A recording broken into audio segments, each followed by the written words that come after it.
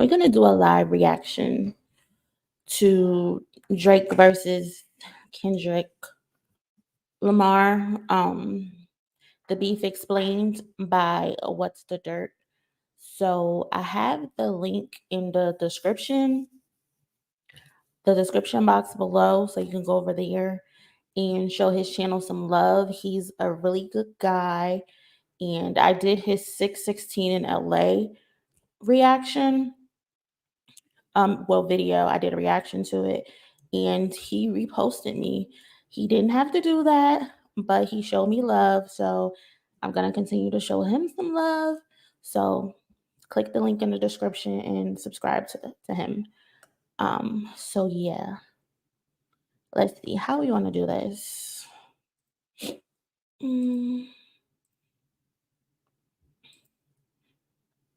me see. I need to share my screen.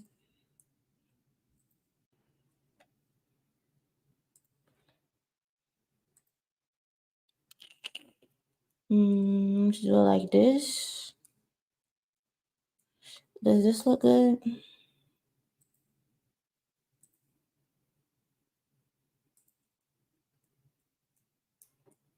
Yeah, that looks cool.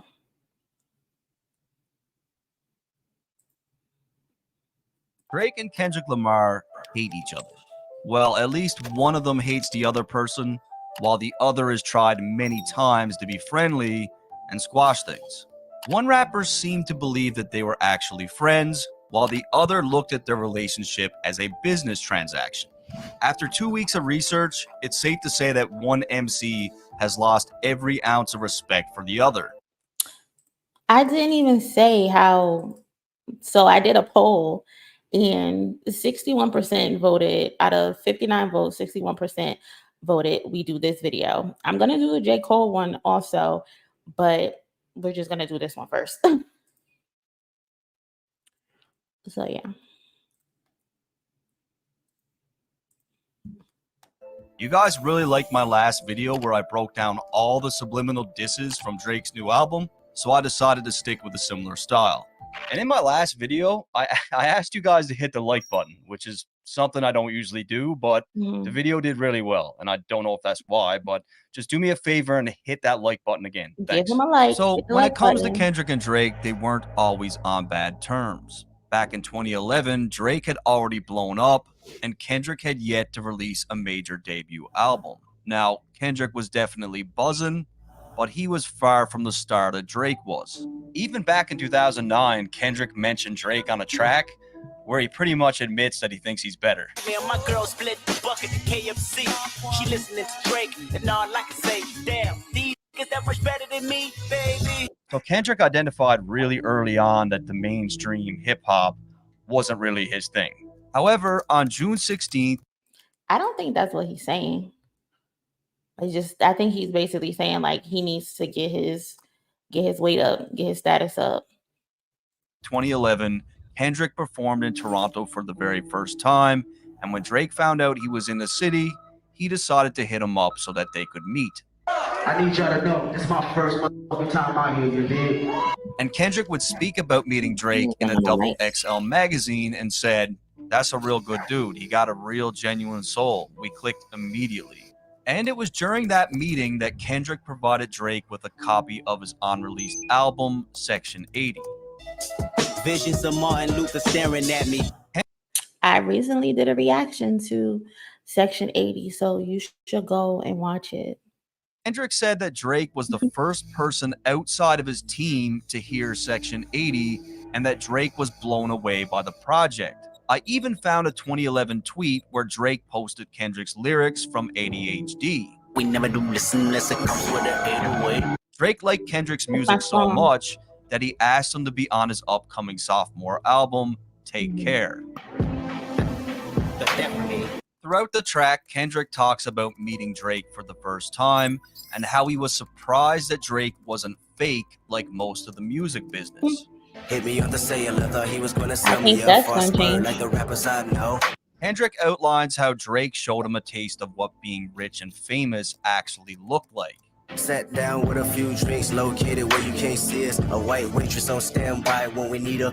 On the track, Kendrick really battles with the idea of becoming famous, as he's worried that it will change him for the worse. Yeah, like, damn, this next level that I'm going to, will I get caught up in the lifestyle and would that make me or break me? And that was what the whole record was about when I did the interlude. And I mean, even back then, we could see the difference in these two artists, where Drake is talking about the Maybachs and his lavish life, and Kendrick is worried about his mental health and his relationships, his friendships. Is interesting because just 2 or 3 years later, the dude did get depressed from just being in the industry. I didn't know you were suffering from depression the way you said you was on the album. Like, yeah. Did the industry cause that? Not the industry, just the change. And Drake only continues to show Kendrick more love by taking him and ASAP Rocky on his Club Paradise tour. Hey, This is my girl. brother ASAP Rocky. This is my brother Kendrick Lamar. I'm on this motherfucking Club Paradise tour, matter of fact. My nigga Drake, TDE, high power in this, you know.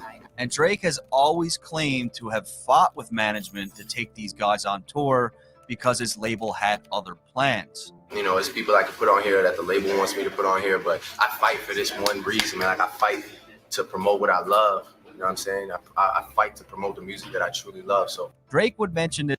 I don't know why, but it's just so hard for me to believe anything he says. Like, I don't know. Again in 2016 on his track 4 p.m. in Calabasas. When they told me take an R&B nigga on the road, and I told them no and drew for Kendrick and Rocky. However, Kendrick's superstardom quickly catches up with Drake, as a year later he dropped one of the best hip-hop albums of all time. And that's another thing about people who always say, like, oh, Drake put Kendrick on or Drake put Rocky on. And in my opinion, that's not the case, because they would have already had to have some sort of little buzz in order for him to want to even put them on. Like, you're not just going to find some random person in the street and you decided, oh, I want to take him on tour. No, they've already had to have some type of buzz for you to be even interested in them being a part of your tour. Because if they haven't produced and you haven't seen what they could do, why would you take that chance of putting them on a tour? It don't make sense. Hey, Anthony. It doesn't make sense at all. Good Kid, Mad City. I used to be jealous of him to follow. He was the one to follow. And Black Boy Fly is a bonus track, but to me, that's one of the most beautiful songs on that album. Absolutely amazing storytelling. And it was on that album where Drake returns the favor and gives Kendrick a feature on Poetic Justice. I really hope you play this, because, oh, girl, you test my patience. And on the day that the album dropped, Drake even posted a tweet saying, What do you mean by that? "Congratulations to Kendrick, incredible body of work, honored to be a part of it." However, even at this point, Kendrick and Drake couldn't be more different in terms of how they approach music and life in general. Really, money really don't make me. I'm learning that now. You know, that's not really my my peace of mind, having money. I love Electra Chung's shoulders. You love the shoulders? I just love her shoulders. She's actually blushing as well. She's No doubt about it, they're just Shoulders? two different guys. Next, we get a bit of an inside look on how Kendrick actually sees Drake as a person, when the legend himself, DMX, claims that he would love to beat Drake up. Man, I wish it was like maybe 7 years ago, or maybe like 10 years ago, where, you know, catch elevator, beat him up. And just a few days. And why would he? What did he do for you to want to beat him up? Like, that's crazy. Like, imagine you just chilling and you hear somebody on the radio, a very popular figure in hip hop, saying they want to beat you up. That's crazy. I know he felt some type of way with how sensitive he is. I mean, and rightfully so. Days later, Kendrick was asked about his thoughts on DMX's rant, and he thought it was hilarious, saying that his entire tour bus nearly died of laughter. I wonder why these niggas in the front of the bus just cracking up, like hitting walls and shit, just crying. I'm like, What did he say? Just talking about. I'm asking They you, mute. what did They he stop say? laughing, right? I just Who hear is he? X going Kendrick? off on the laptop. Just spazzing. I'm like, what's going on? He's like, yeah, he's going in right now. And I'm pretty sure he probably didn't like that, because why you laughing at me? Now remember, Drake is pretty sensitive, so if he did see that, he probably felt a way about it. So the two would work together for the very last time on one of 2013's biggest hits, A$AP Rocky's Problems. Girl, I know you want that. Girl, I'm Kendrick Lamar. But that was it. After that, you never see these two on a track together again. In 2013, things started to get a lot more So competitive. what, in like total, they got 3 songs Because together? at this point, Kendrick was not just an up-and-comer, he had become that guy. Getting a lot of accolades from your peers and the hip-hop icons. Thank you. I love Kendrick Lamar. Number 1 on that list. Kendrick Lamar, what's up? The hip-hop savior, it seems like. Woo! And let's not forget, Drake is still Drake. He had a phenomenal year also. Shout out to Hamilton. Shout out to Toronto one time. Like the best rap album goes. And they said take care of it. Oh my God. Let's go. Given the success of I personally never really been a fan of Drake, but I know back then around this time, I would say is when he made his best music. Take Care was a good album, even though they say The Weeknd wrote it, but that was a very good album. Of both artists, the media, and fans started to debate who was better, and Kendrick started off the year with a bang when he was awarded MTV's Hottest MC in Hip-Hop. And we went through about 15 of them, narrowed it down to 10. The 10 became 5, the 5 became 2. And you, Kendrick Lamar, are the hottest MC in the game, according to the MTV brain. And most of Kendrick's hip-hop friends seemed to be happy for him. I heard you're not happy about that. Nah, I wasn't until I found out who's number 1. They made my man number 1, K-Dot. Yes, Kendrick, nice. So I'm straight with that. However, Drake was one person that certainly did not send any sort of congratulations to Kendrick. What about your rap peers? Did they call? I know it's kind of competitive, so. Low-key, cousin, you're not wrong. You're not wrong. I remember when people would be like, same thing. Now that he still gets now, he's not a rapper, he's a singer. And I always felt like he adopted the Ja Rule thing where, you know, he rapped, but he also sung a lot. But definitely, I remember that he did used to get clowned. Did they say congratulations? Rap peers, he cold. But that also low-key could have been just jealousy, you know, new hot guy coming in, not hot guy as in his look, but hot rapper coming in. That's what it could have been as well. But I definitely remember they did used to clown him. Okay. Yeah, that's about it. And I mean, at this point, Drake's at least got to be thinking like, this guy's starting to become a problem. He's getting a little bit close now. And Kendrick's winning streak was just beginning, as 2 months later, he cleaned up at the 2013 BET Awards, winning the Best Male Hip-Hop Artist over Drake. I came up in that same county building, food stamps, welfare, Section 8. And this time, I did find a tweet from Drake where he congratulates Kendrick on the win. Congrats to Kendrick as well. Nothing was the same. With all that said, nothing was the things same. were about to change. August 12th, 2013 was a special moment for hip-hop. To this day, it still stands out as one of the most exciting things to happen in the last decade. On Big Sean's Control, Kendrick let everyone in hip-hop know just how competitive he was when it came to that. Yo, is it me or is Big Sean like the rap's punching bag? Like no matter what he do, he's always getting the shitty end of the stick. Like it never fails. Like no matter what he does, like I think he released something a couple months ago, and then on the same day, like that dropped. Kendrick has a knack for dropping on the same days as Big Sean, and I think that stems from their own personal beef. But I just feel like Big Sean is the rap punching bag. Like he always gets the shitty end of the stick. #1 spot. I'm usually homeboys with the same cause I'm rhyming with, but this is hip hop and the should know what time it is. And that goes for Jamaica, Big Crit Wale, Pusha T, Meek Mills, A$AP Rocky, Drake, Big Sean, Jay Electron, Tyler McMillan. I got love for you all, but I'm trying to murder you. niggas. Trying to make sure your core fans never heard of you niggas. They don't want to hear not one more now no verb from you niggas. I'm gonna have to And we mute that could out. really use a moment like that right now in hip hop. It's rain like it's Mayweather, good music, Oh, yay we weather, got it. champagne just tastes better. And let's just give it up for Big Sean, because to me, he had one of his career best verses, but it just got overshadowed Big Sean definitely could rap, but again, he just always gets the shitty end of the stick, it seems. because of Kendrick's verse. I said fuck trying and not doing, cause not doing is something a nigga not doing. I grew up the end big and pie and got ruined. So until I got the same crib, big hat in that juicy vid, bitch, I can't motherfucking stop moving. But when it came to Kendrick's verse, nobody that he mentioned had a problem with it. K-Dot and them niggas, that's fam, yo.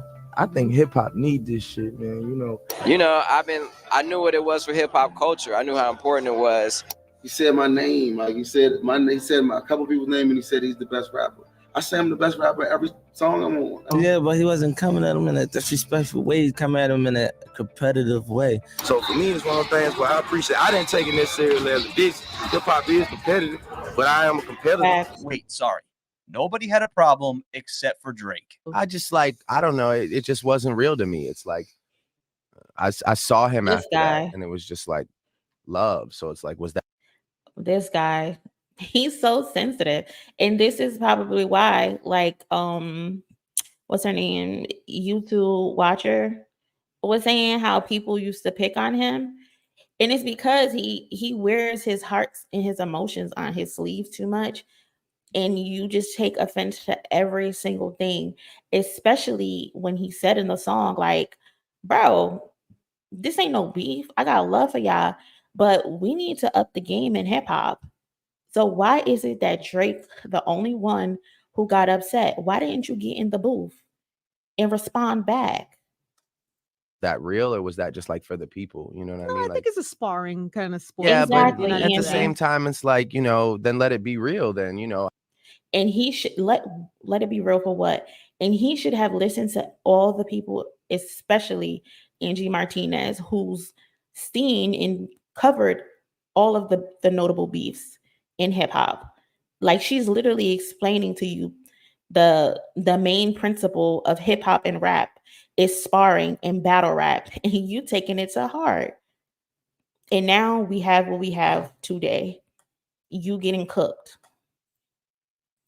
I mean, because those were harsh words, right? So it's like, you can't just say that and then see me and be like, yeah, man, what's up? Pretending like nothing ever happened. Like, that's not real. And this right here is a perfectly good example of why people call Drake soft and emotional. Exactly. You can't act this way and then sit back and wonder why people are labeling you as such. Like, It's a sport. This is why. Get in the And fucking it's booth. interesting because when Drake came into the game, he seemed to understand that competition came with the genre. It's a great thing, though, to be competitive with those guys because you're always pushing yourself. I mean, So and what look, changed? Drake was not a rapper that you could just push around. He did go toe-to-toe with people before. Back in the day, a Toronto rapper by the name of Aristo seriously tried to end Drake's career, and it didn't end well for this guy. And it's the room of resolution, I'm finishing it in here. If I copy Budden's flow, you mimicking his career. It was good riddance. It was lights out. It was a body. And that's what it was, man. And that's why good riddance. And what happened? Good riddance, right? Bye. I remember when this dropped You talking because it was spicy. all over the hip-hop blogs in Canada. And yeah, we did have hip-hop blogs in Canada in 2009. They did exist. Sure, Anthony, With all tell that us said, anything. Drake dropped Nothing Was the Tell us Same. anything. And we get to hear the first subliminal shot for Kendrick. On the track titled The Language, Purple Drake Queen. immediately starts out with a shot. Hey. I don't know why they been lying, but your shit is not that inspiring. So when Kendrick's Control verse So that's the first bar to start all of it. I don't know why they been. This is the first bar to kick all of this off a whole decade later. Well, Control started it, but from him getting offended. But this is the first jab. So we see it was Drake who threw the first jab. Lying, but your shit is not that inspiring. So when Kendrick's Control verse dropped, Drake stated on multiple occasions that he did not find the verse impressive, that he thought it was for shock value, and that it would soon be forgotten. But it was real cool for a couple. Would it be forgotten? Would it? I don't think so, Drake. I don't think so, buddy. Please. But like, if I ask you, for example, like, how does that verse start? One of Drake's more notable And people sitting on that couch. People sitting on this couch. Elliot, the annoying motherfucker, Elliot, and he's now beefing with Drake because Drake called him a rat. Ain't it funny? A whole decade later, It was real cool for like, you know, a couple weeks. But like, if I ask you, for example, like, how does that verse start? Mm-hmm. Hey, Purple Queen. No, I haven't seen it. Is it from What's the Dirt as well? If it is, I'll probably watch it because he's really good at this. One of Drake's more notable claims was that Kendrick had a great first album, but he questioned whether or not he could do it again.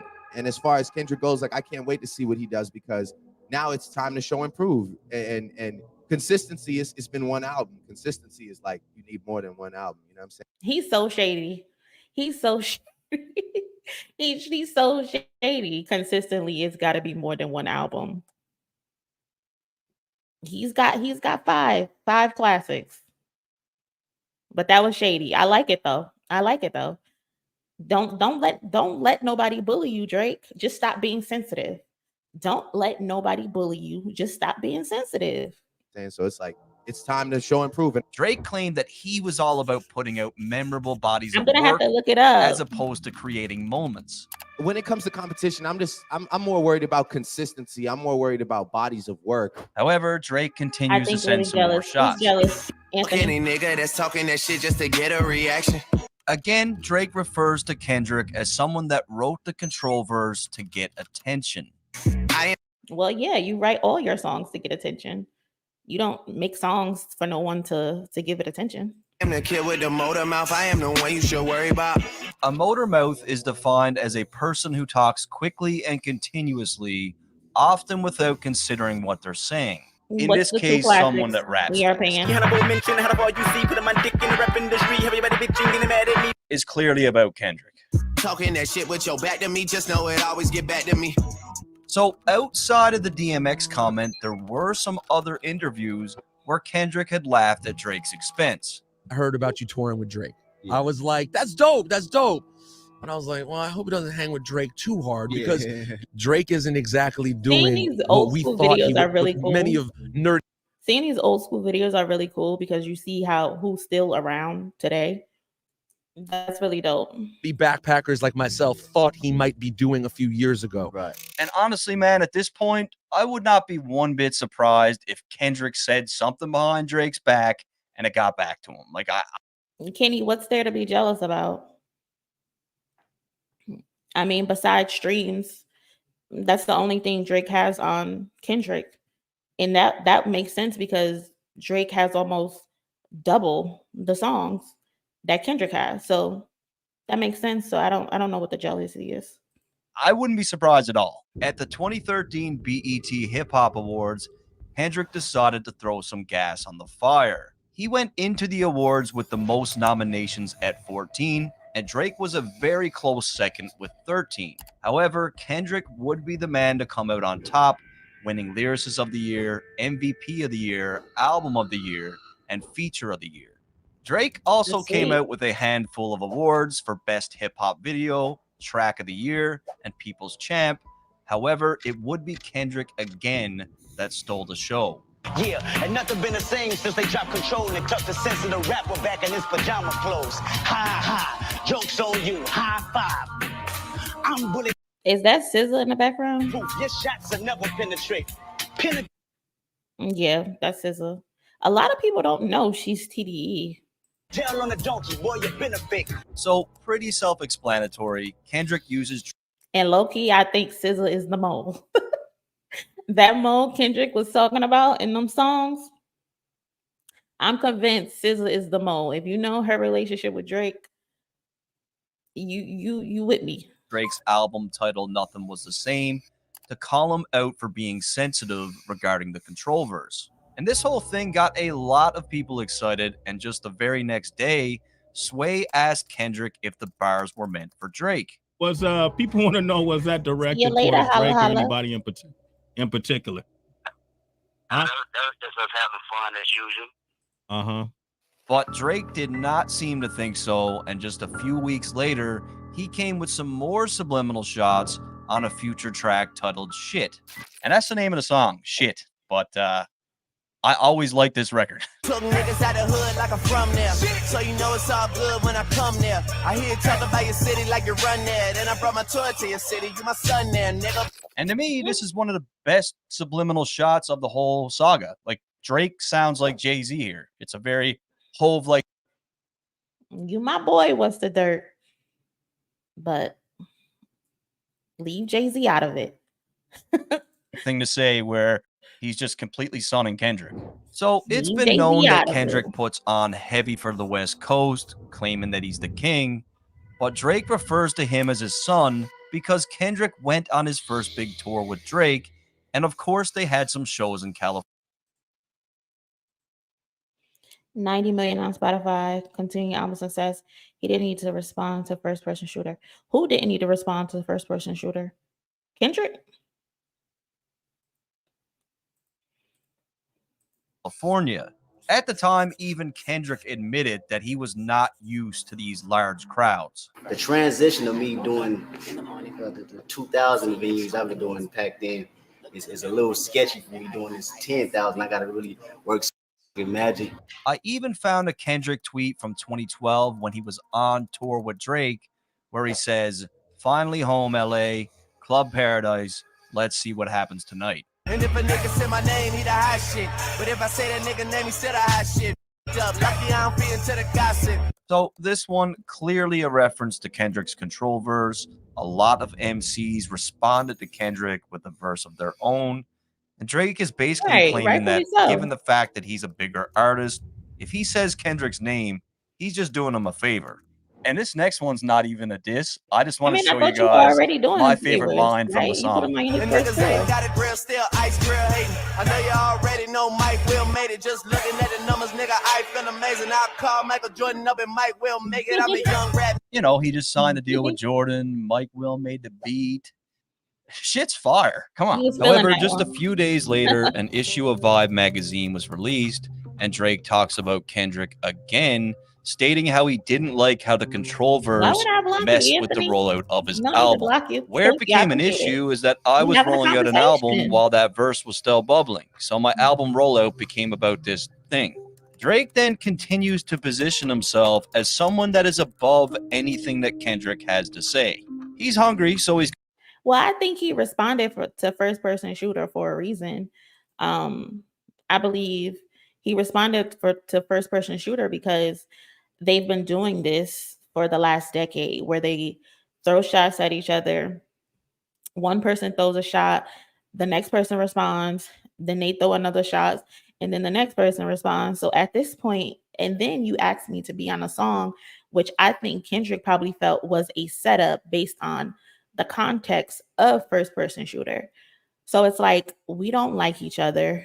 We don't fuck with each other. Why are you inviting me to be on a song? And then when the song is released, it's low key throwing shade at me on this song about being the big three.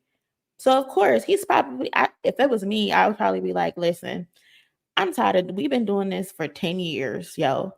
We're not going back and forth anymore. Let's just get to it.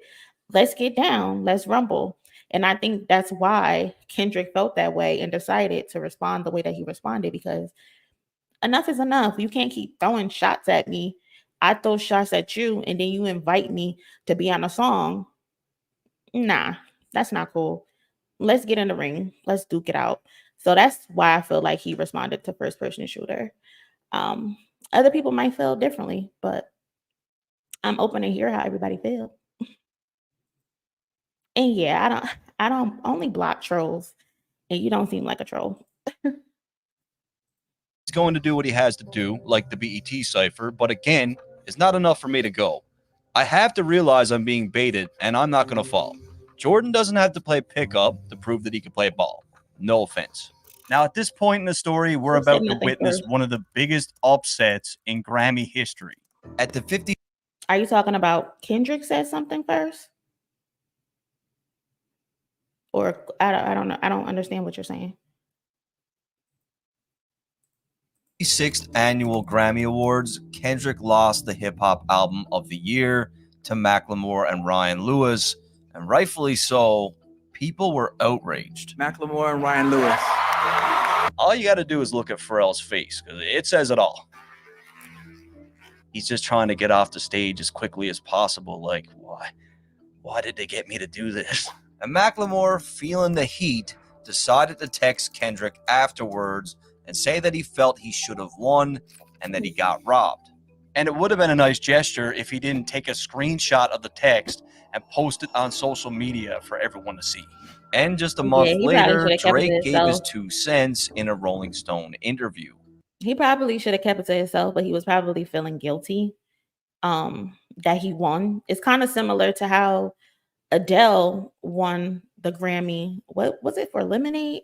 The Lemonade era? She won the album of the year over Beyonce. And instead of going on stage and accepting her award, she literally apologized to Beyonce and said that Beyonce deserved the award. So it's kind of funny.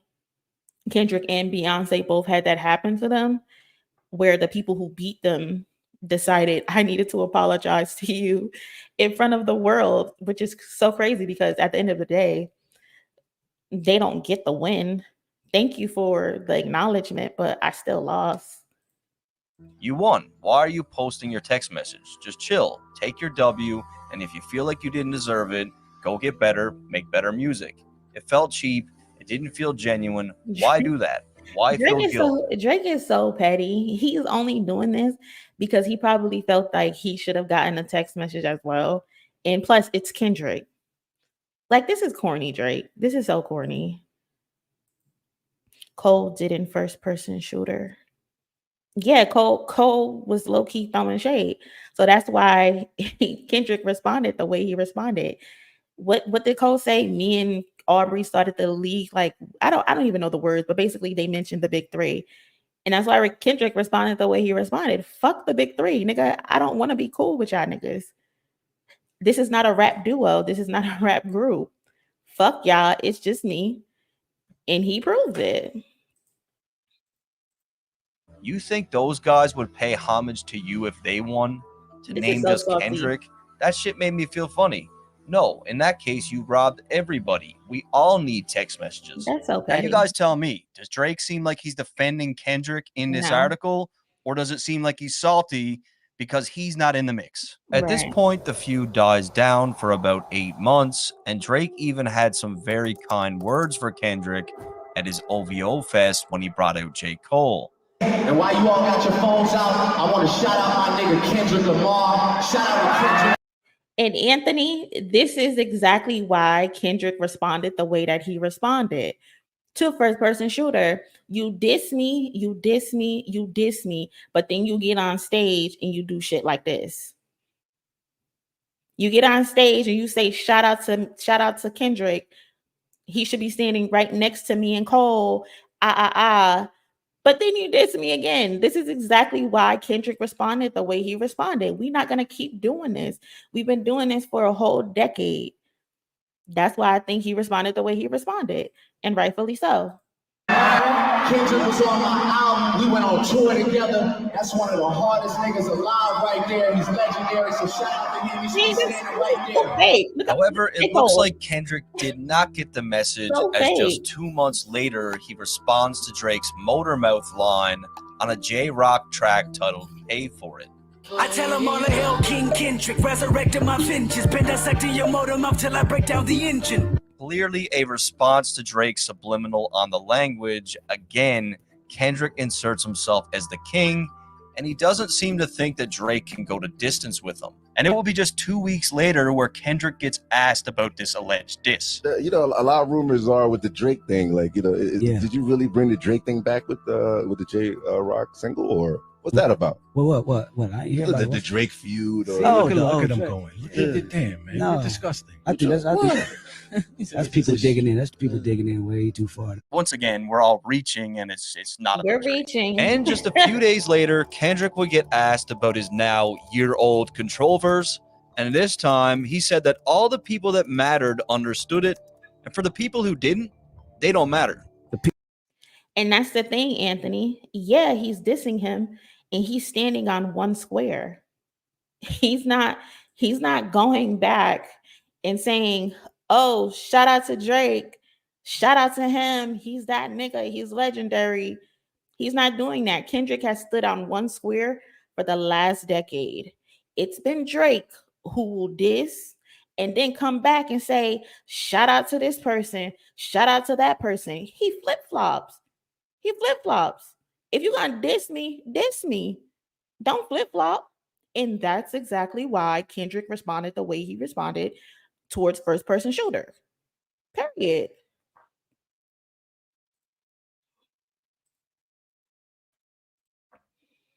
People that respected, was people that knew the deal. Yeah. What's the important people that respect and knew what it was, and people that don't respect it, obviously they just people that don't get it.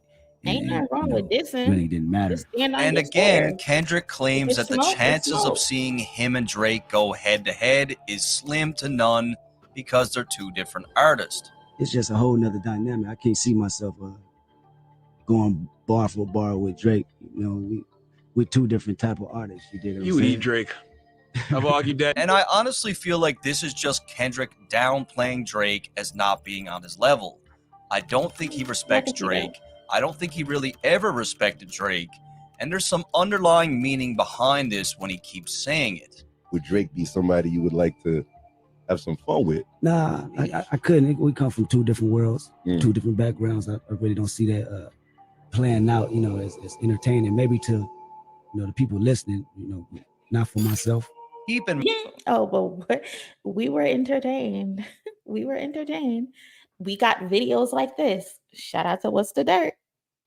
mind, Kendrick was classified as the savior of hip-hop. He was embraced by everyone just for the art, whereas someone like Drake really had to go to distance to prove himself, and even then, he could never win over the fans that admired a certain level of lyricism. Many consider Drake to be a pop star, and I feel like Kendrick is saying this without really saying it. Wrong with However, next Drake. And I don't see what's wrong with Drake being called a pop star. He is a pop star. That means you've transcended a genre. Like, embrace it. You're not a rapper. You're not a singer. You're not a poet. You're just an overall artist. And that's fire. So I don't get why Drake or his fans have issues with being called a pop star. Like, it's what you are. Drake drops his surprise mixtape. If you're reading this, it's too late. And on that project, he had some more shots for Kendrick. They gon' say your name on them airwaves. They gon' hit you up right after like it's only rap. So Drake had claimed previously that he saw Kendrick just 5 days after the Control verse, and it was all love. I know that verse had no malice behind it because I saw him 5 days later at the VMAs, and it was all love. And at this time, Drake was the talk of the town because this surprise project made a big splash. So just a few weeks later, Kendrick decided to shake things up and finally dropped his long-awaited album by surprise as well. And when I wake up, I recognize you looking at me for the pay cut. Bahamas, Naturally, fans and the media pitted the two albums against each other. Kendrick, bruh, how do you let Drake drop a mixtape that goes harder than your album? A freaking mixtape. Not gonna compare Drake and Kendrick anymore because they're not even playing the same sport right now. Kendrick is in his own league. And comparing these projects makes zero sense. It's apples to oranges. Drake's project was great for club DJs, gym playlist, cruising in the car, whereas Kendrick's album touched on real-world issues, was chanted during protest, and is looked at today as one of the greatest hip-hop albums of all time. However, Drake wasn't done as he let another one go on the Game's track 100. I would have all of your fans if I didn't go poppin'. I stayed on some conscious shit. The game is always on the wrong side of history. Like, I don't get it. Like, he has a kink for being on the wrong side of history every single time.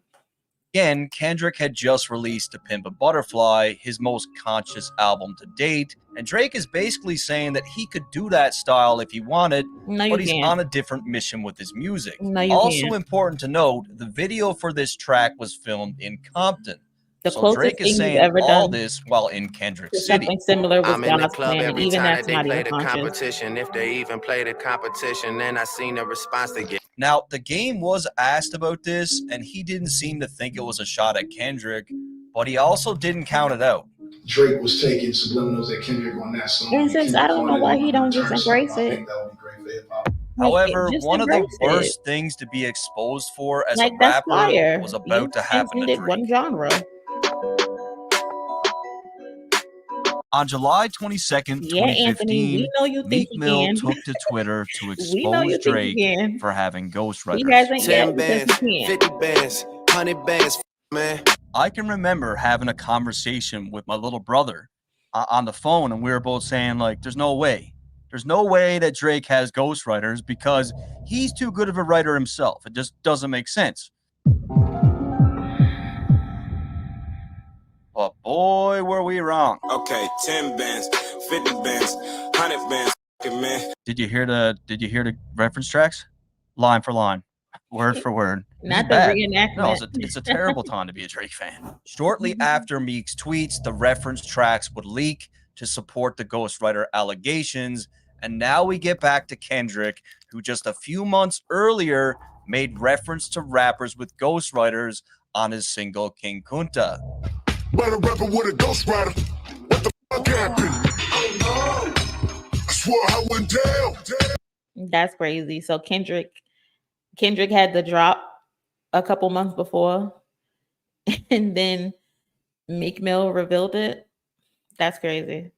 So basically, Kendrick found out about this ghostwriting shit months before we did, and months before it even got exposed. And Kendrick is basically saying, like, I know what you've been up to, buddy. I'm not going to say anything, but I know. With all that said, as everyone knows, Drake It's certain things Drake can do that Kendrick can't do.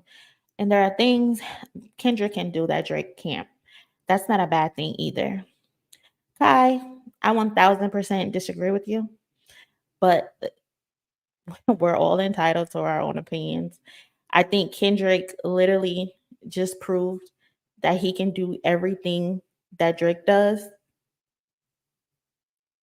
and succeed at it. Drake can't make a conscious album. Drake alone, he can't make a conscious album. We just seen what Drake's work can be when he writes himself.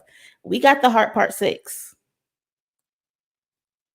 Can he write a beautiful R&B song? Absolutely. But he can't do a conscious rap album. I'm sorry. That's just my opinion. But you're free to think the opposite.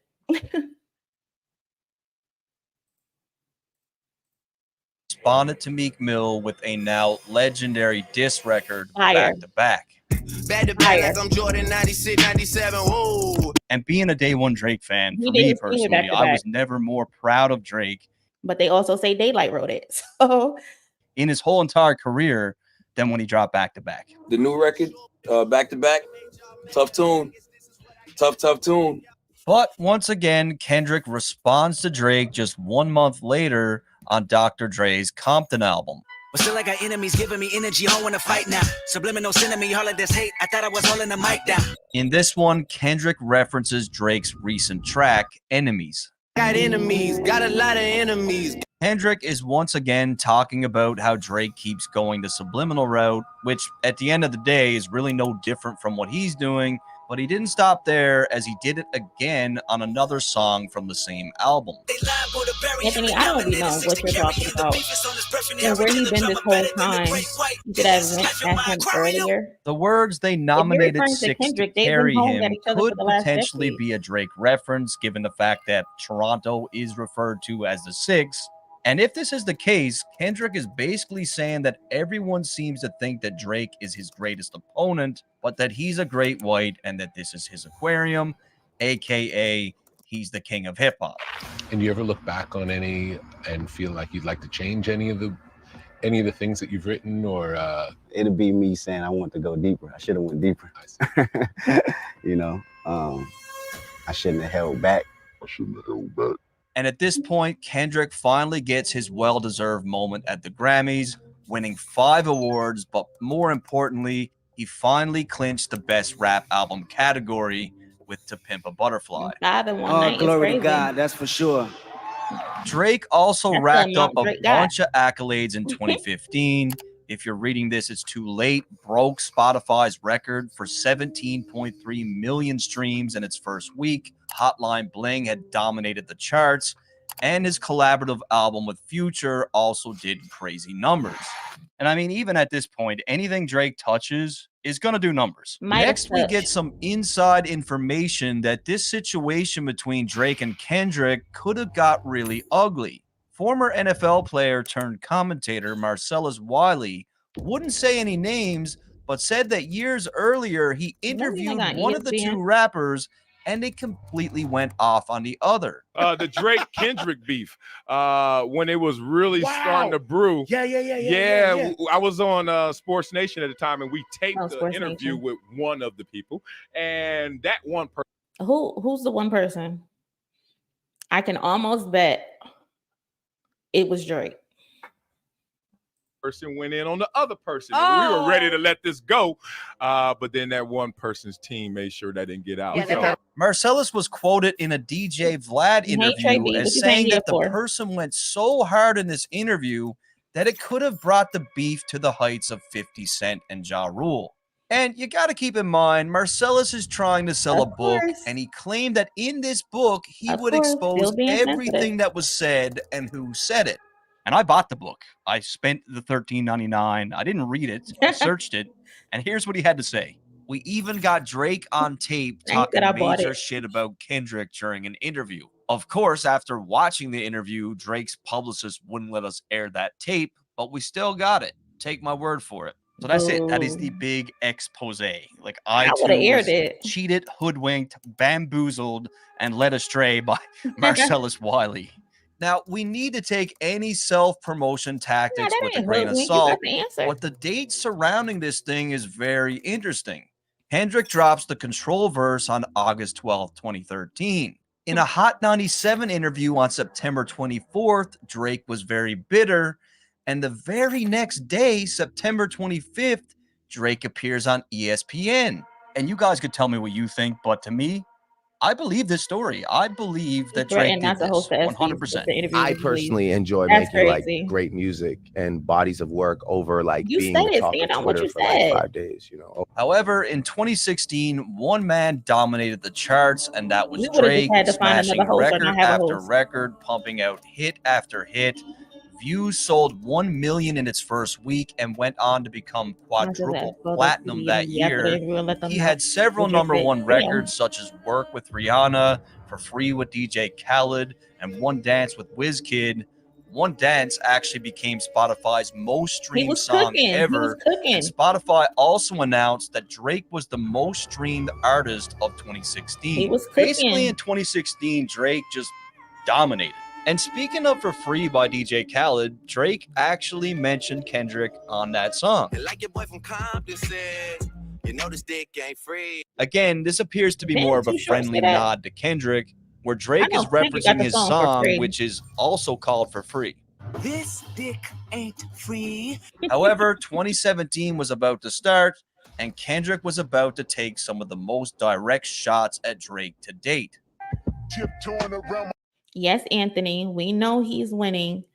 I literally just said to you 15 minutes ago, the only thing he has on Kendrick is streaming numbers. And that's because he has almost double the catalog. So it makes sense.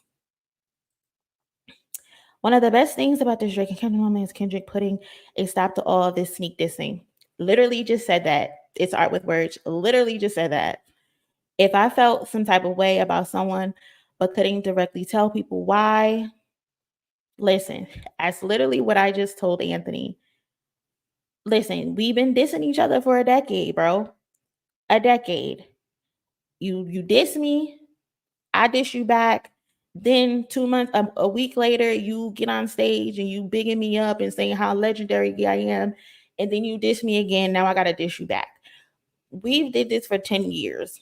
Enough is enough. Don't invite me to be on a song, and then in the song, one or both of you are throwing subliminal shots. Like it's not going. Let's get in the ring and let's rumble. I literally just said that.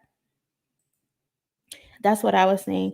I don't think Kendrick could have made a one dance even if he wanted to. Kendrick cracks me up whenever he says this D ain't free. He has a crazy sense of humor. It's much more. Anthony, please don't tell me you think Drake won this beef. Kai, am I saying it right, Kai? Yes, Anthony thinks he won. Anthony thinks Drake won. Anthony is a little delusional, but he seems like a good guy, so I'm letting him rock. Please listen to Heady One. Who's that by? Is that by Drake?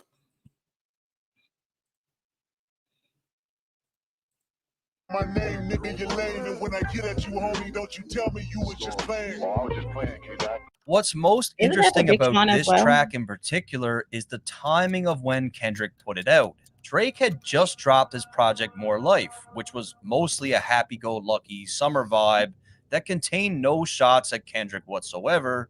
And just a few days later, Kendrick drops this surprise, aggressive 116-bar track that is full of shots at Drake. Yelling 1, 2, I have 3, to look 4, into 5. it. I am the greatest rapper alive. So damn great, motherfucker, I've died. It's no secret that Drake has claimed to be somewhere on this top 5 list, but more recently on More Life, he claimed that he was number 1 on that list. I know I said top 5, but I'm top 2, and I'm not 2, and I got one. Thought you had one, but it's not one, nigga, no. So let me... Who's in your top 5? It wasn't the hard part for Big Sean as well. But who's in your top 5? In the day we called it having soul in K-Dot's discography. His music appeals to the culture. Drake's music is good and pop, but it's surface, no depth. His core fans are like his music, not like us. Say it, sis. Say it. He came at Big Sean and Drake on that track. Yeah. Killing 2 birds with 1 stone. But who's your top 5? My top 5 is Jay-Z, Kendrick, Jadakiss, Biggie, and Lil' Kim. That's my top 5 in that order. Yeah. Let me get this straight. Kendrick hears this track, gets the pen out, jumps in the booth, and sends a clear message just a few days after Drake drops that he's the best rapper alive. Oh, Jay-Z, Hall of Fame, sit your punk ass down. Drake's been known to draw comparisons between himself and Hove, so it only makes sense that this shot was directed You are at not Drake. Jay. I used to want to be on Rockefeller, then I turned into Jay. Lastly, You are Kendrick not ends Jay. off the track to surprise fans and warn Drake that he's got a new album coming in a few weeks. You know what time it is, Annie up, this is him forever. Y'all got till April the 7th to get your shit together. Kendrick was really strategic in releasing. You know what's so funny about that April 7th? Hold on, where is it? Turn into Jay. Lastly, Kendrick ends off the track to surprise fans and warn Drake that he's got a new album coming in a few weeks. You know what time it is, Annie up, this is him forever. Y'all got till April the 7th to You know what's so funny about that April 7th is April 7th is the day J. Cole apologized. It's either he apologized that day or he deleted the song. But that's so funny. That's so funny.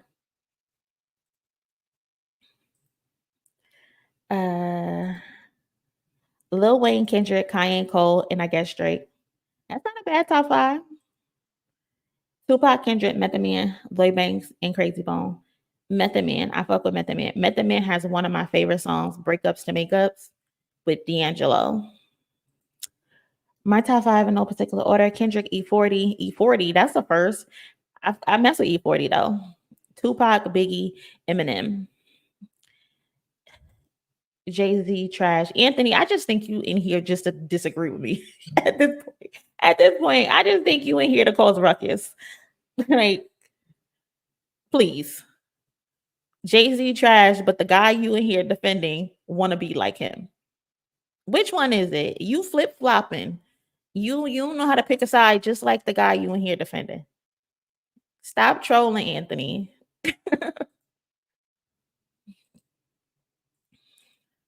Get your shit together.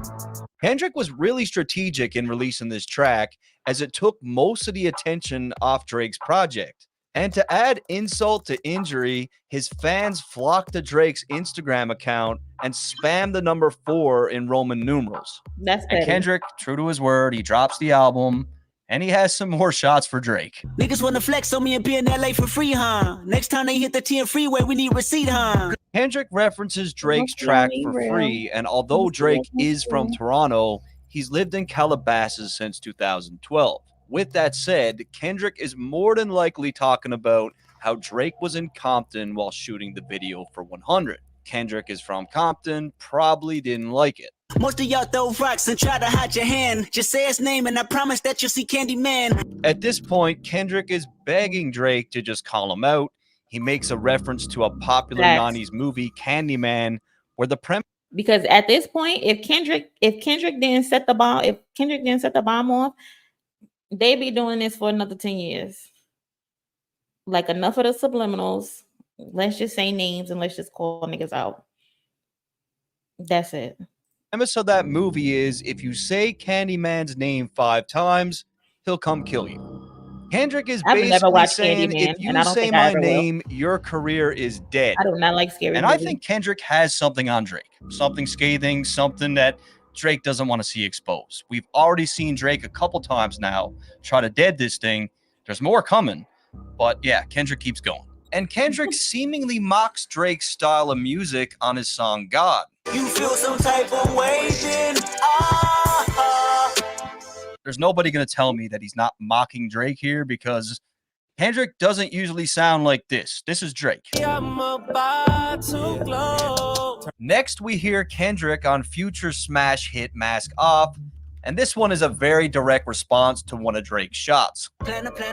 Gotta look at yourself and ask what happened. How y'all let a conscious nigga go commercial while only making conscious albums? Very clearly a response to Drake's claims on 100 when he claimed that he could take all of Kendrick's fans if he were to pursue the conscious hip-hop lane. Then I stayed on some conscious shit.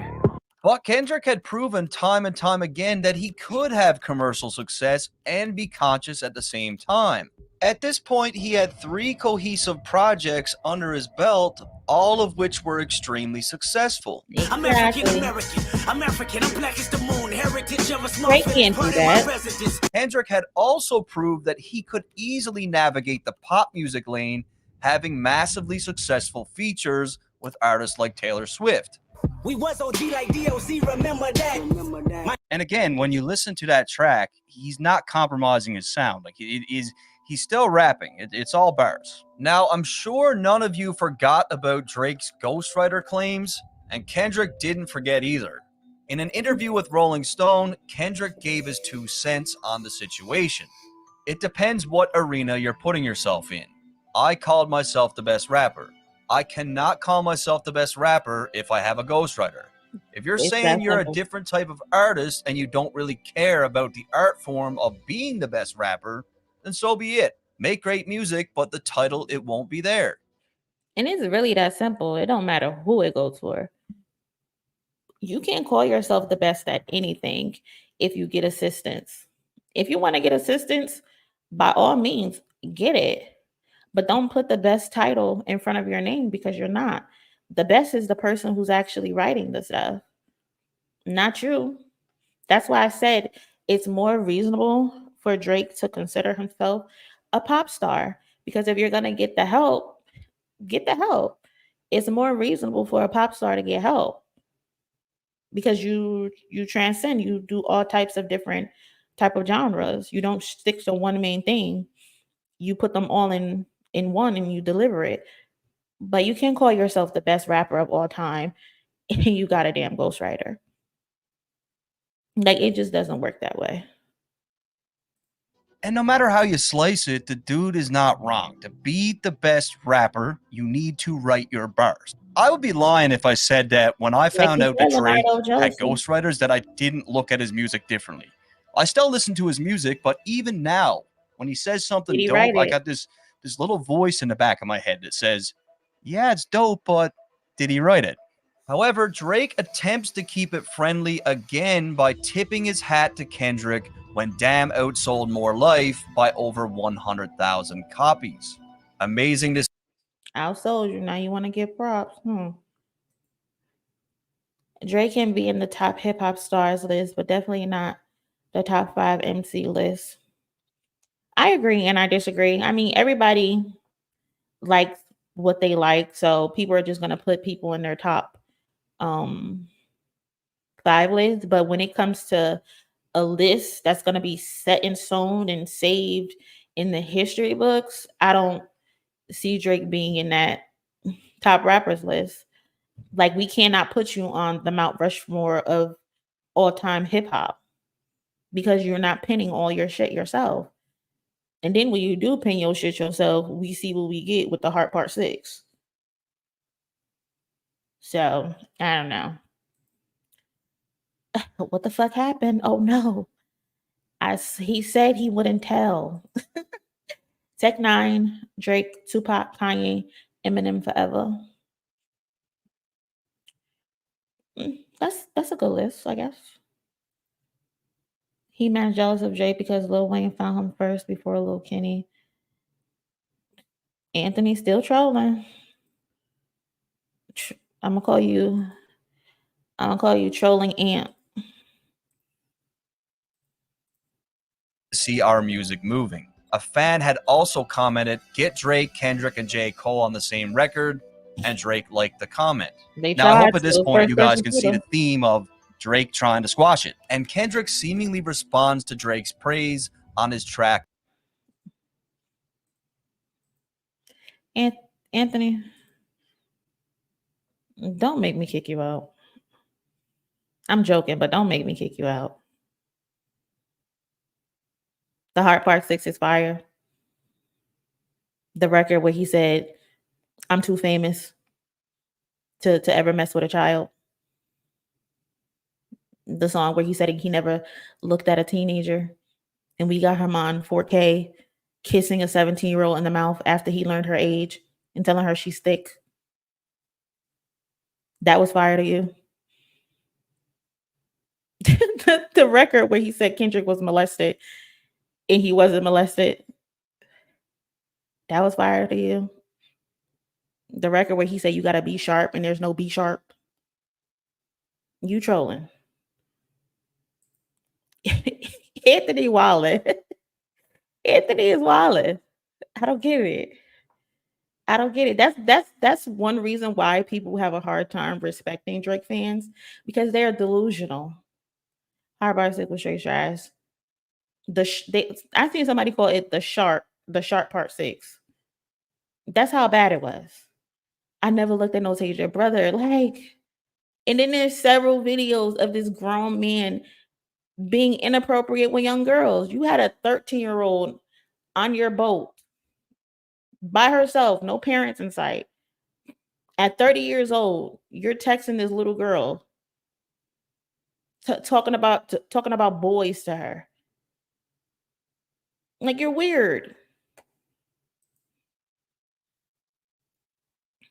How is it hard if it doesn't make sense, Anthony?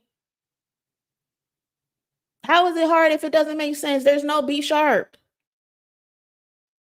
Y'all hear nice things and you think it sounds cool because you don't understand what the hell you're listening to. It can't be hard if it doesn't exist.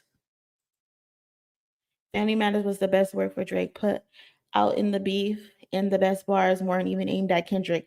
That's another thing why Family Matters failed, because it was 25% directed at Kendrick. His priorities wasn't right. Kendrick is the biggest artist that you're facing in the world. You said he was a part of the big three. Why are you worrying about ASAP Rocky? Oh, you're worried about him because he got the woman that you was in love with. Why are you paying attention to Rick Ross? He's not on your level. The only people, if you were going to say something to anybody, was The Weeknd and Kendrick. But you could only dedicate 25% of that song to Kendrick because you didn't have any material. The song would have been 30 seconds if you just focused on Kendrick. Brother, you giving boy advice at a 13. He said they did not text. She said it. So she's a liar. She's on 4K on a red carpet saying she was texting. They were texting. So she's a liar. Why would she lie on that grown man? Why would she lie on him? I was just your stream everybody come at him and not tripping off a Riri. Anthony, don't take offense. We're just having a discussion. We're all grown. When we close this computer, we're going on about our life. Don't take offense to anything. It ain't that serious. We're just having a cool debate about the stuff that we enjoy entertaining. All the stars with SZA. Fuck you and all your expectations. I don't even want your congratulations. Kendrick is not trying to hear it. Just save the bullshit. Oh, you important. You the moral to the story. You endorsing mother. I don't even like you. I don't even like you, bro. Like, which is true. However, on the exact same day, Drake drops a track with some of his most obvious shots to date, Diplomatic Immunity. They try to compare us, but like a job straight out of high school, there's no you and I taught you everything you know, now you got student pride. That's Drake's favorite thing to do, is to try to sun someone. That's his favorite thing to do. And he's been trying to do that to Kendrick. Drake texts her, I miss you. Exactly. Not to mention she said she told Drake, I miss you more. So you telling a 13-year-old you miss her, Drake? At your big ass age, at your 30-year-old age, you telling a 13-year-old you miss her. That's fucking weird. That's weird. Drake does not like the Kendrick comparisons, and he brings... And another thing about that is that it's like, oh, it's mentorship between him and Millie Bobby Brown. And I'm just like, what is he mentoring? Like, I get it. You used to be an actor when you were in your teens and you're probably looking for someone to mentor, but it's like, why didn't you mentor the kid Caleb that's also on Straight Up Things? I think that's his name. Why didn't you mentor him? He's a young Black boy. He acts and he also makes music. You would think that would be who he would mentor, but not this little white girl. It just doesn't make sense. None of it makes sense. None of it makes sense. And it doesn't make sense because it ain't right. Brings it back to when he helped Kendrick with his career early on. What makes this clearly about Kendrick is the No You and I line, which were both tracks from Kendrick's To Pimp a Butterfly. And I know myself. The world is a ghetto. The two would then go head-to-head at the 2018 Billboard Awards. Many question who would be crowned as Rapper of the Year, and once again, Kendrick came out drastically ahead. Not your future, not your comfort, not your river, not your glory, not your heaven, not your angel. And yet again, Drake attempts to be friendly by sharing some old Twitter DMs between himself and Kendrick. Yo, my man, what's the word? Finishing my project, Section 80. When you back in Cali? I know that shit'll be incredible. We got to do something for real. I'll be back for BET Awards this month. And this could be one of two things, really. Like, Drake could be saying, like, look, man, we used to be cool. Like, remember? Can we get back to that? Or he could be just throwing this back in Kendrick's face again, that he's the one that gave him a start. And, like, I put you on, remember? Regardless of the reasoning, Drake still... Can he be his girl and nobody wants to talk about it? Anthony, you know why people don't talk about it? It's because no one believes it. Unfortunately for Drake, people believe the allegations against him because there's documented evidence. When there's no evidence, people aren't going to believe it. And then on top of the fact Drake used the Mr. Morale album as his reference, as his source, which only proves he didn't actually listen to the album, because nowhere in the album does it say that Kendrick beat Whitney. It says he cheated on her and that he was a terrible partner. That's what it says. It also says that his mom was molested, but Drake said he was molested.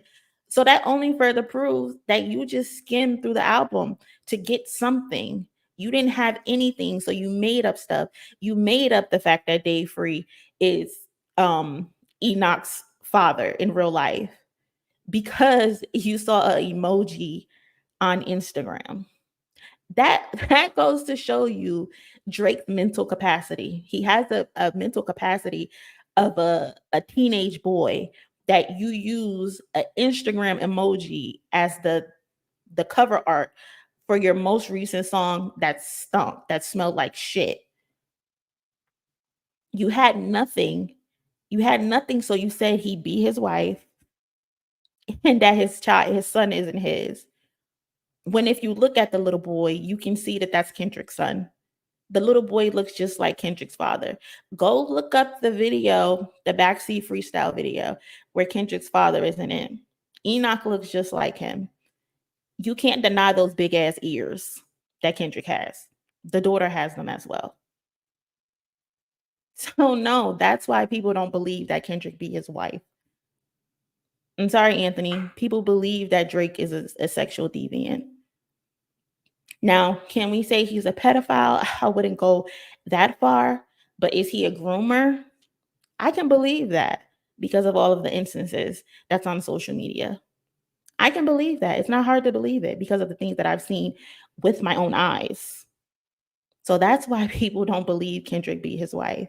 He said he cheated on her. And she gave him an ultimatum. If you don't get your shit together, I'm leaving.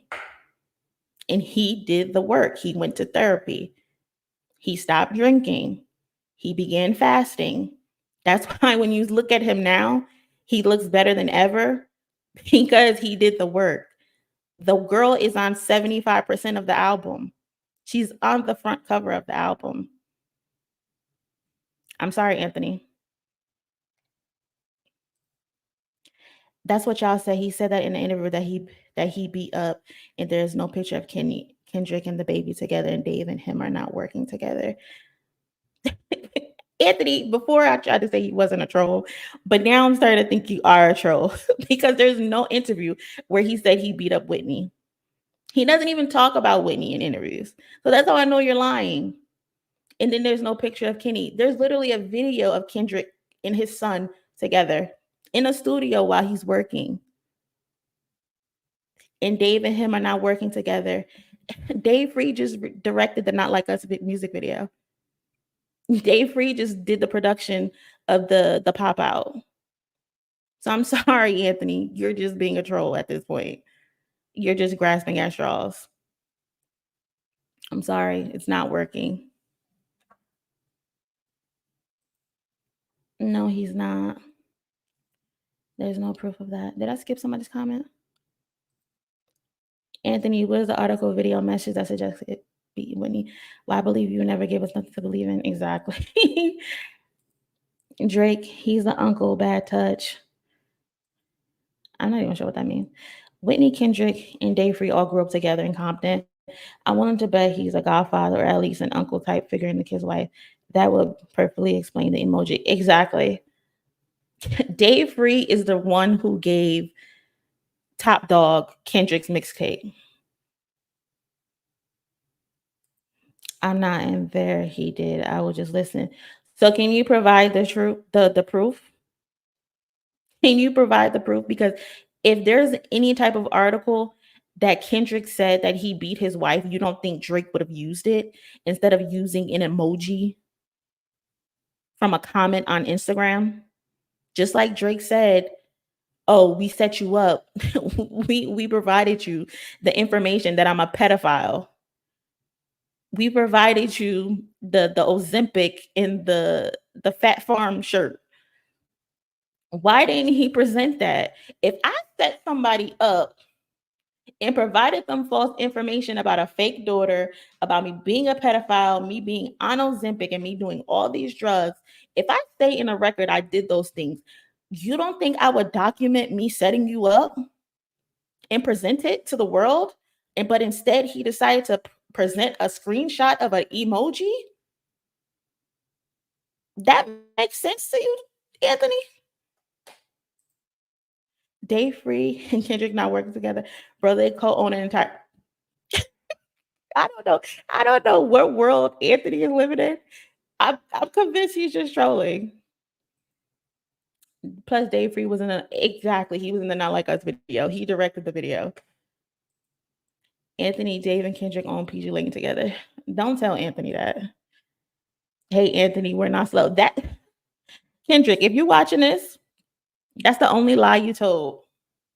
The only lie you told was that these people were not slow. These people are slow as fuck. You lied, Kendrick. Shape the story how you want. Hey, Drake, they're not slow. They're slow as fuck. I'm sorry.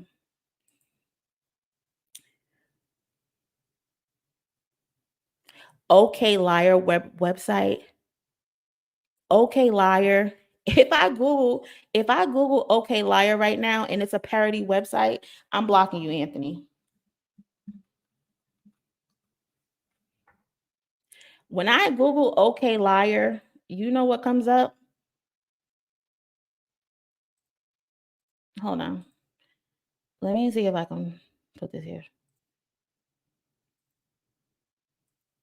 Hold on. Hold on.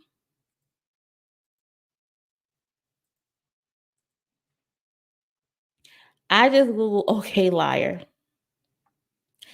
And look what comes up. Nothing but videos for Kendrick. The funniest part about Okay Liar site is that, hold on, let's see. Let me take you off. Oh, where am I? The funniest part about the Okay Liar site is that Drake forgot to get rid of the 2 empty spaces at the end of the Liar page. I don't even know what that means.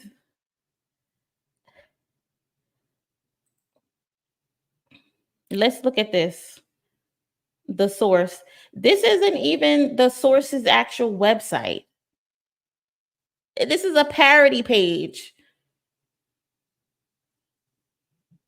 What does that say?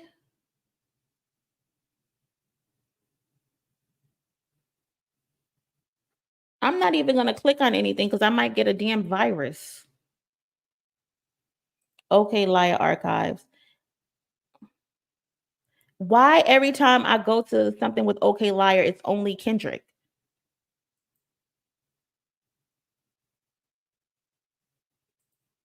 Let's see.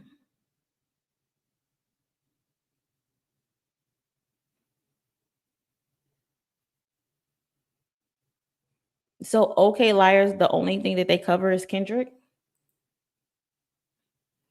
Word is, let's see. Drake Fan Club Hub. So this is a website created by a Drake fan club. This isn't even a legit website. Anthony, you're embarrassing yourself. You're embarrassing yourself, Anthony.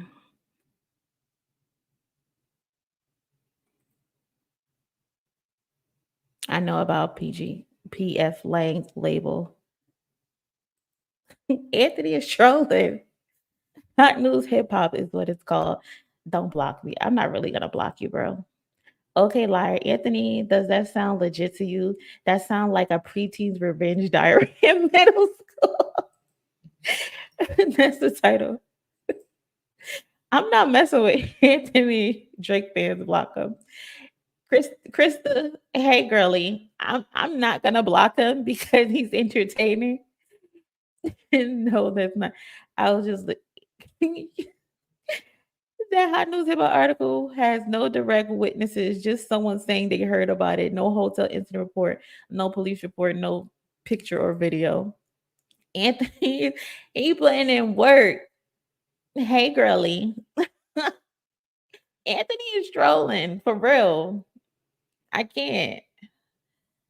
Oh my god, I can't with Anthony. Let's finish this video because this video is about to be long as fuck. Oh my god, that was a good laugh. That was so. Bill had another subliminal for Kendrick on Sandra's Rose. Bury me and I'll be born again. I walk in godly form amongst the mortal men. Again, Drake makes reference to another track from Gotta To pray Pimp a for them. Butterfly with the words mortal men. In this one, Drake continues to insert himself as being a caliber above Kendrick. But I don't know. I'm no mortal man. And Drake ends off the year with even more compliments for Kendrick in a Rap Radar interview. I have a lot of respect for him. You know, Why do he keep doing that? Like, why do you diss and diss and diss and diss? But in between those disses, you apologize. Well, not apologize. You show him love. You try to big him up. I don't get it. We're 40 minutes into this video, and I have not seen Kendrick say anything nice about this man. Not once. Drake, you're conflicted. You're conflicted. the other two guys that I'm constantly, up against, which is like Cole and Kendrick. Three-headed monster. Yeah. So Exactly I have a lot why of respect Kendrick for those took the guys gloves because they off. also continue to, Exactly stay why true to Kendrick what we took the gloves off and said started enough with, is enough. and finding new ways to do it. However, things go quiet in 2020. Keep in mind, Kendrick wasn't releasing any music, and fans started to question if the feud was over. I don't think that the Drake-Kendrick tension is dead.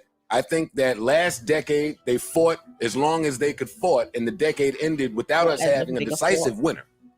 And I don't think either of them have gotten off of that. And people call Joe crazy all the time, but Joe Budden is right about a lot of shit. He is. I was just gonna say, Joe is Joe. What's the saying? A broken clock is right twice a day, or at least once a day. A broken clock is right twice a day. Joe know what he's talking about sometimes, especially with this little beef that they had. And while Kendrick is gone ghost, nowhere to be found, Drake completely dominated the music business. I'm talking about Oprah's Bank Account, Tootsie Slide, Nonstop, In My Feelings, God's Plan, Nice for What, Pop Star, Life is Good, Chicago Freestyle, Laugh Now, Cry Later. This is just undeniable. Like there's no other artist on earth who is doing this except for Drake. However, in 2021, the boogeyman himself, Kendrick Lamar, rises from the dead and has some shots for Drake on Family Ties with Baby Keem. Smoking on your top 5 tonight. Again, he's firing back at Drake's now overstated top 5 claims. Top 5, no debating. Top 5. And Kendrick would continue on to address Drake's claims about being the GOAT. I am the Omega. PG Lane Rolly Gang SIE. Don't you address me unless it's with 4 letters. At the end of the track, Baby Keem seemingly reveals that Drake has been DMing his girl. Number 2 DMing my. That's cool. That's why. However, just a month later, Drake would reply to. That's another thing about Drake. That's why he's in so much shit with people, because he can't help himself as the sexual deviant that he is. He just want to get with everybody's woman. Like, why do you want to be with everybody's woman and then you be with people that you cool with, they girls? Like, that has to be like some type of mental illness. Kendrick again on his song No Friends in the Industry. Debating who to go. Then I make the shit about the numbers, all I know. Drake knows at this point, when it comes to selling records, when it comes to breaking records, nobody is standing next to him in hip hop. He simply dominates on a commercial scale. With all that said, Drake was now celebrating 10 years of Take Care, and he decided to share an old photo of him and Kendrick. And I get it. Like, he helped with the project. Nice gesture, but why keep doing this? Why keep being friendly to someone who doesn't respect you. However, at this point, 4 years have passed since Kendrick had dropped an album, and while he was on a Milk Box Missing, Drake was still very much active, releasing Certified Lover Boy. That album went on to break Spotify's record for the most streams in a single day, and in that same year, he also had some notable bangers like Wants and Needs with Lil Baby. Come with a classic, they come around years later and say it's a sleeper. But finally, after 5 fucking years, we get the Kendrick album. Rain on me, put the blame on me, got guilt, got hurt, got shame on me. And sadly, a lot of people did not like this album. I'm not one of them. I absolutely loved it. Right. I'm also a big therapy guy because I'm bipolar. I don't really have any choice but not be a therapy guy, but this project definitely connected with me, at least. And me too, because I love Mr. Morale. Shit, I'll low-key go on record say it's his best work. Out of all the great albums that he had, me personally, I rank Mr. Morale number 1 or 2. That's just me. I feel like this was his most vulnerable album. I think he tapped into a side that he's never tapped into before, where he gave us some singing songs. Die Hard, it's fire. Count Me Out, fire. Savior, fire. N95, fire. Father Time, fire. Like, I don't get it. And I low-key think it became the cool thing to say, oh, this wasn't a good album because it wasn't the typical Kendrick album that people were anticipating based off of how he came back with Family Ties. So I think people were anticipating something else, but he got something totally different. But that's what happens in life when you heal and you go through things. You know, we all went through COVID. He had 2 children. His life changed. Like, shit happens. I don't get how people say this isn't a good album. Because I personally, and it was on this album where Kendrick admitted on a song that he didn't understand why Drake and Kanye squashed their beef. When Kanye got back with Drake, I was slightly confused. Guess I'm not mature as I think. Got some healing to do. And in my opinion, this is just Kendrick's way of telling Drake that he has zero intentions of ever patching things up with him. Right. Stand on your square. What we playing for? That's his only tactic. He tries to use his celebrity on people's girlfriends and wives. I remember Drake went viral for clapping back at a regular dude by DMing following his girl. I think I've seen that on Twitter or Instagram or something like that. It's corny. It's so corny. I like all his albums. Me too. I just recently did a reaction for Section 80, and then I did a reaction for Good Kid, Mad City for the songs, like the deep cuts that I'd never really paid attention to. And I think we're doing To Pimp a Butterfly on Saturday. So I'll be live again. Count Me Out, N95, Rich Spirit. Oh, I forget Rich Spirit. Yeah, Rich Spirit is my favorite one. That's the one where he told Drake ass he had turned his ass into a song. Die Hard and Rich Spirit are my faves. Great songs. And there's people that we meet all the time that we just don't like. Like sometimes it's for no reason at all. And Kendrick's got a reason. Next, Drake gets extra petty by releasing a dance album, Honestly Nevermind, on Kendrick's birthday. Petty. And it flopped. I did a if you haven't watched it already, but I did a reaction on Beyonce taking Kendrick's side based around this album right here. So if you haven't seen it, go watch it, because Drake snaked Beyonce, and to get her lick back, she called Kendrick to put him in his place. So go watch that video. Drake knows damn well that Kendrick is the last person that would ever release a project like this one. And what better way of saying, look at how versatile I am, than by dropping a project like this on his birthday. Now, I don't think this little stunt bothered Kendrick at all, but it was still pretty strategic from Drake. Now, what's the dirt? This one you missed. Go ahead and listen to America Has a Problem. Beyonce called Kendrick for a reason. Um, the Hillbilly song with Keem was straight shot at Drake too. Yeah, it was the remake for Sticky, right? That's on that dance album. He tried to take that idea from Beyonce. Yep, Krista, that's the video. I did a video on that. That wasn't it. What wasn't it, Anthony? But Drake was not done yet. On a track with Lil Uzi, he took some really obvious shots at Kendrick. Fake woke niggas, fake beats. You ain't no fame before me. Gave your ass a little sneak peek, yeah. Now you got These disses by Drake are good. I just wish he just stuck with the dissing. Like, don't throw a shout out in between each diss. Like, I wish he would have just stood on his square and stood on how he felt, because these are good disses. They just seem soft because you keep giving him props in between them. So just a few months earlier, Kendrick had very similar wording on his N95 track. Take off the fake deep, take off the fake woke, take off the I'm broke, I care. Drake is insinuating that Kendrick is more or less running a grift when it comes to what he's saying in his music. He's basically claiming that Kendrick doesn't really stand by or believe what he's preaching, and he also reminds Kendrick that he's the one who put him on. What made this reference even more obvious is the line, "Now you gotta take a back seat," which is clearly a reference to Kendrick's backseat freestyle. My mind is living on cloud nine and this 9 is never on vacation. And just like me, it looks like Drake really enjoyed Kendrick's new project as he showed up in the audience at Kendrick's show in Toronto. Weird.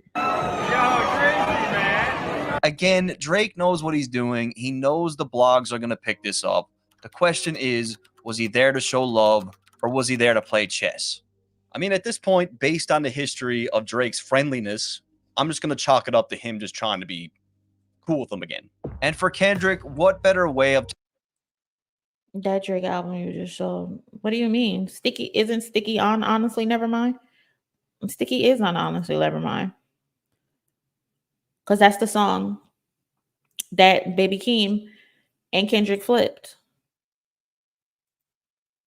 for the Hillbillies. Taking 5 years away than by dropping an album and cleaning house again at the BET Awards. Going into the awards, Drake was way ahead of everybody with 14 nominations, but it didn't matter because Kendrick mopped the floor with them, winning Best Hip Hop Video, Best Live Performer, Lyricist of the Year, Video Director of the Year, Album of the Year, and Artist of the Year. Damn. However, Drake wasn't very impressed with Kendrick's 5-year delay, and he let everyone know about it while on tour. As if that's your business, Drake. I don't know about these guys that go away 3, 4, 5 years, want to chill out, all that shit. That's not me. And I want to ask you guys this. How many times has Kendrick said something nice about Drake in the last decade? 0. Oh my God. Fucking 0. It's all been Drake. We've got 7 or 8 examples here in this video of Drake complimenting Kendrick, saying that he wants to do music with him, reminiscing on old times, just being friendly with him. And Kendrick has said fucking nothing. That got to tell you something. The guy did a good job. He did. He did a good job with that. It came across my feed. Wow. Well, shout out to What's the Dirt for that video. Drake versus Kendrick Lamar, the 100% full story explained. Jesus, I can't talk. That was a very good video. What's the Dirt? He does such a good job with these videos. Like, you can tell he takes so much time and research finding all of this information. So shout out to him for the video. This has been so long in the making. Like, they've literally been dissing each other for 10 plus years, which is crazy. And Kendrick just decided, all right, enough, nigga.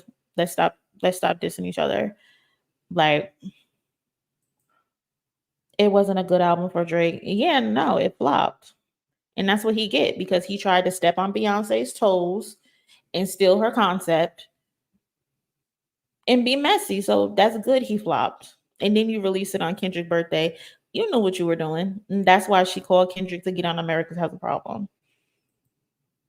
Kendrick said on Mr. Morale, the Big Steppers, that he had writer block for 5 years and that nothing moved him. Not to mention he had two children in that span as well. Exactly. And then we also had COVID.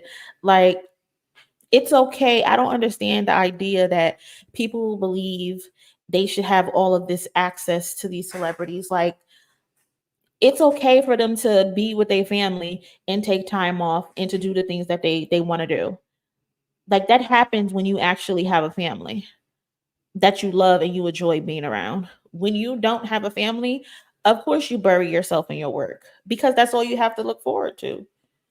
You know what I'm saying? So like I don't get the issue of him taking 5 years to present a new body of work. I don't get it. And then too, especially because during those 5 years, it's not like he was really ghost. He had features during that time. So I don't get it. I don't get it at all. And also, I think that's another issue that Drake has with Kendrick. What's the dirt included it like at the end with the awards? Kendrick can go away for 5 years, come back and have an album, break the Apple streaming numbers for the day, outsell you the album that you presented in 2022, and then clean up at the awards. That's another issue Drake has with Kendrick because Drake feels as though I'm the king. I have all the streaming numbers. Everybody likes me.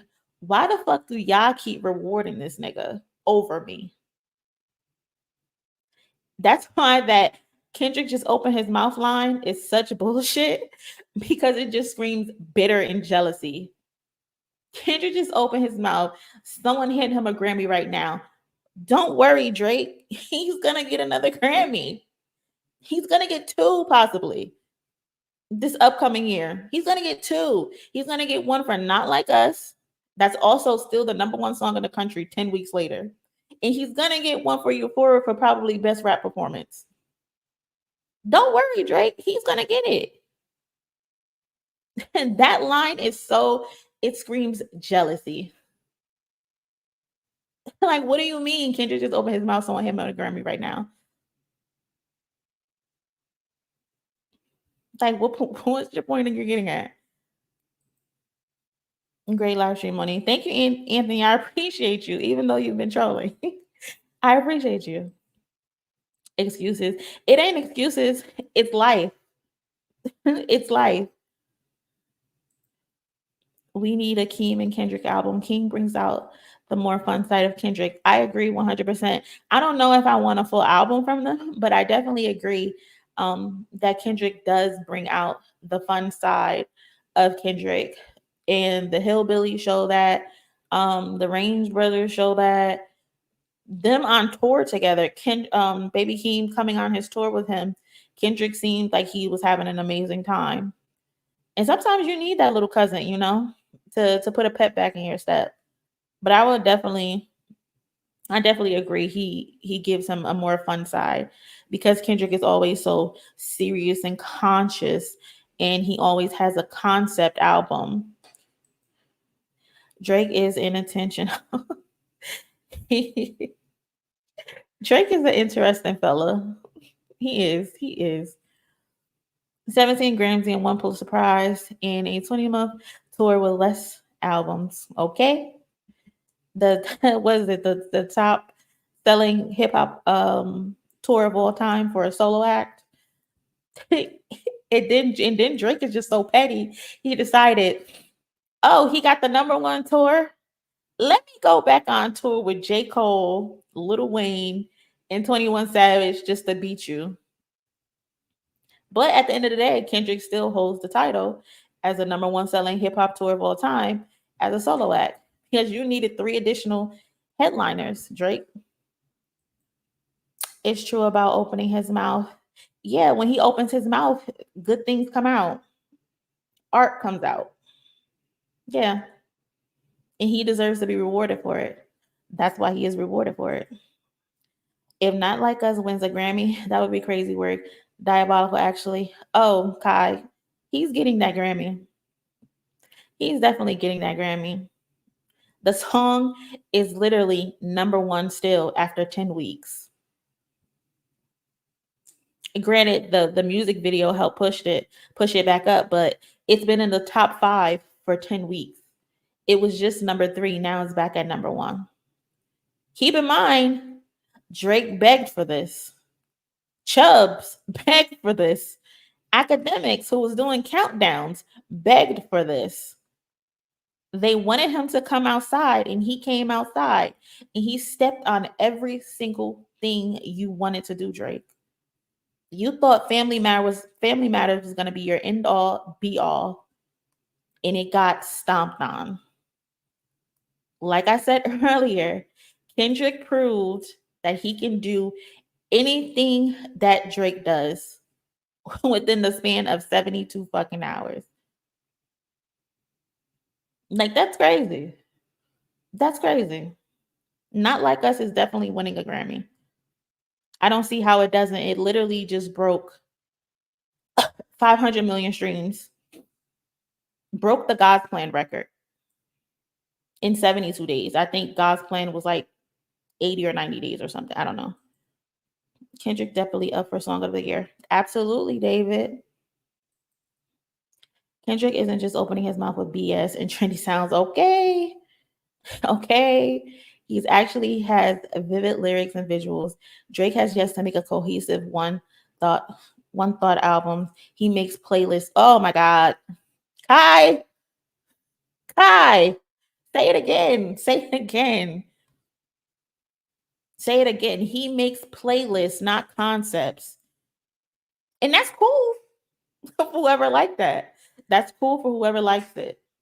That's cool for whoever likes it. But don't tell me I could be on some conscious shit and you haven't done it yet in 15 years. I don't want to hear it. I don't want to hear it. I'm tired of hearing you, Drake, at 37 years old, talk about you being done wrong by women. I'm tired of hearing it. We've heard it 20 different ways. There's no growth. He hasn't presented anything worthwhile listening to since 2018. That's my opinion. Don't shoot me. That's my opinion, though. Sometimes you gotta come out and show niggas. That line hits so hard. So hard. So hard. And what he do, Kai? He popped out and he showed niggas. Funny enough, Drake asked for the PDF file diss on Taylor Made. His attempt of trying to get in front of it is crazy. I expected that angle. Why would you expect for somebody to call you a pedophile in a child molester? Like, why is that your angle? And then you use the AI and you have the Tupac sounding just like you. You didn't even tweak it to where he's rapping in Tupac's actual cadence. You wrote the words. Tupac is speaking in Drake's cadence. Like, he didn't think none of this through. He didn't have confidence in anything that he did. The only thing Drake had confidence in was Family Matters, and it got crushed in 30 minutes. That's the only song Drake had confidence in was Family Matters. He didn't have confidence in Push Up. He didn't have confidence in Taylor Made. I don't remember which song he leaked. He didn't have confidence in any of those songs. He leaked the song to test the waters. Why do you have to do that? I don't get it. He only had confidence in Family Matters, and that shit was stepped on immediately. Kai out here speaking the truth, ain't he? Drake can't keep a woman. He can't, because Drake has personal issues that I think he needs to deal with. I don't know this for sure. This is me alleging and me assuming, but I personally think Drake had something happen to him when he was a child. That's the only way I can explain it as to why he's the way that he is, especially when it comes to family and when it comes to the idea of a family and the way he interacts with women. Like, something happened to him where he he's triggered and he's lashing out at other women.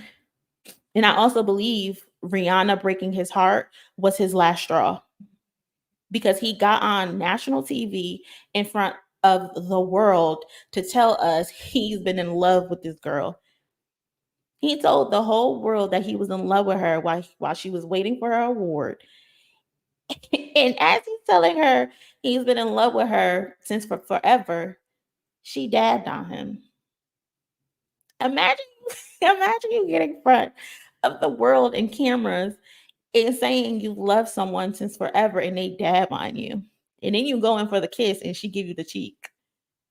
That's a chapter in his villain origin story. Rihanna breaking his heart. Sammy Savage, what's up? Drake should be ashamed with that Wagwan Delilah crap.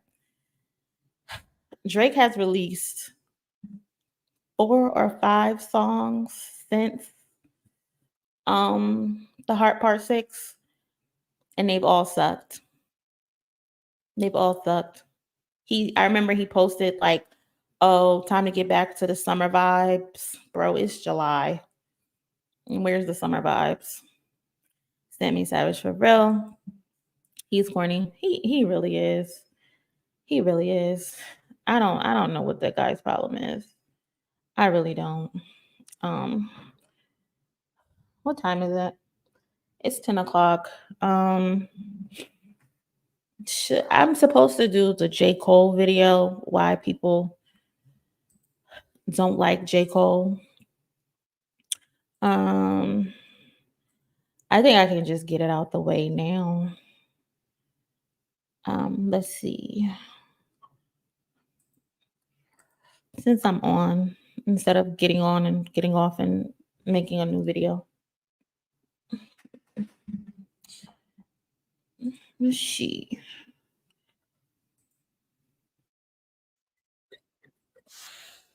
See, now, I don't Hop Uptown flop too. Which one was Hot Uptown?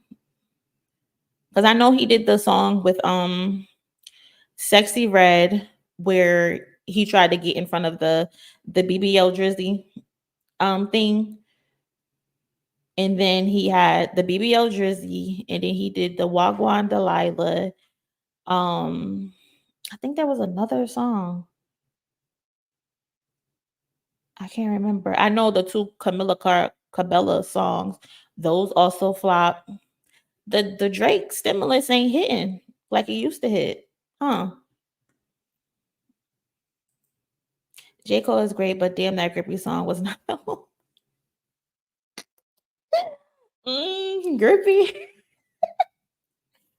I don't know. Yeah. Yeah, that wasn't a good choice for J. Cole. That didn't even sound like him. Like, I don't know that much about J. Cole. Like, I think I have like 3 songs by him on my iPhone. But that wasn't a good choice.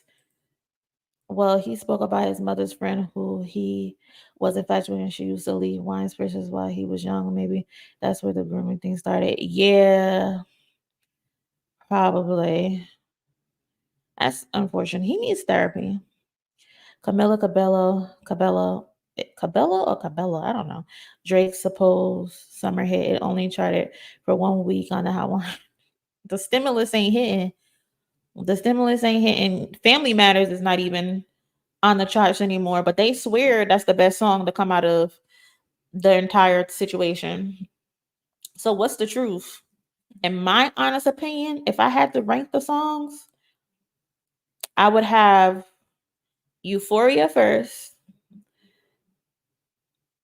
616 in LA, Not Like Us, and then Meet the Grams. I'm sorry, y'all. Meet the Grams is a great song, but that shit is scary as fuck. Scary as fuck.